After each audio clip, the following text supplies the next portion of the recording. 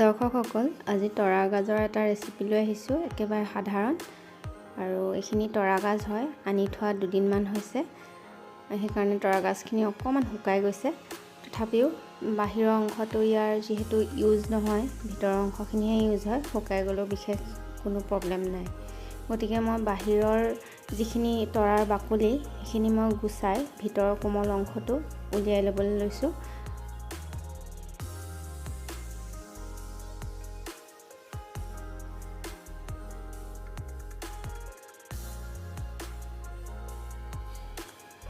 তৰা গজালিবোৰৰ এনেদৰে বাহিৰৰ বাকলিবোৰ গুচাই লোৱাৰ পিছত এটা কোমল অংশ ওলায়। এইটো কোমল অংশটো আৰু হাতেৰে ভাঙিলেই সহজেই ভাং খাই যায়। এনেদৰে বাকলিবোৰ আঁতৰাই তৰা গাজখিনিৰ পৰা মই এতিয়া এই কোমল অংশখিনি উলিয়াই ল'লোঁ।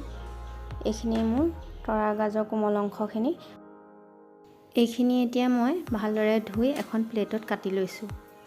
এই তৰা গাজলিখিনি ৰান্ধিবৰ কাৰণে মই এটা কেৰাহীত অলপ সৰিয়হৰ তেল গৰম কৰি লৈছোঁ। তাতে মই 3টা শুকান জলকীয়া দি দিছোঁ আৰু লগতে এটা পিঁয়াজ আৰু কেইটামান কেঁচা জলকীয়া ফালি তেলখিনিত দি দিছোঁ। পিঁয়াজ আৰু জলকীয়াখিনি ভাজি থকাৰ মাজতে মই ইয়াত অলপ হালধি মিলাই দিছোঁ আৰু পিঁয়াজখিনি ভাজি হোৱাৰ পিছত মই ইয়াতে কাটি লোৱা তৰা গাজলিখিনি মিলাই দিছোঁ।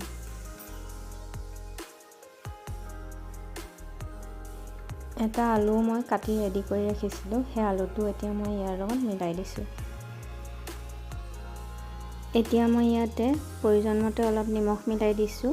ইয়াৰ পিছত এখন হেতাৰে মই সকলোখিনি বস্তু মিলাই লৈছোঁ আৰু এখন ঢাকন দি এতিয়া এই সকলোখিনি বস্তু কম জুইতে অলপ সময় মই ভাজিম।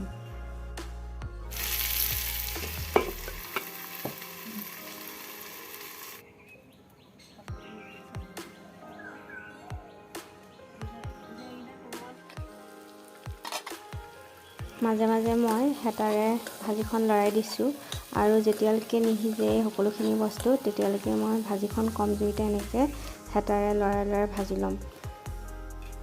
দৰ্শকসকল, যদি আপোনালোকে মোৰ ভিডিঅ'বোৰ চাই ভাল পাইছে আৰু লগতে ৰন্ধন প্ৰণালীবোৰ যদি ভাল পাইছে তেতিয়াহ'লে লাইক কৰিব, কমেণ্ট কৰিব আৰু শ্বেয়াৰ ছাবস্ক্ৰাইব কৰিবলৈ নাপাহৰিব। এয়া মোৰ তৰা গাজৰ ভাজিখন মই এখন প্লেটত আপোনালোকক উলিয়াই দেখাইছোঁ। আপোনালোকেও ঘৰত এনেদৰে ট্ৰাই কৰি চাব পাৰে আৰু খাই কেনে পালে মোক কমেণ্ট কৰি জনাবলৈ নাপাহৰিব। ধন্যবাদ।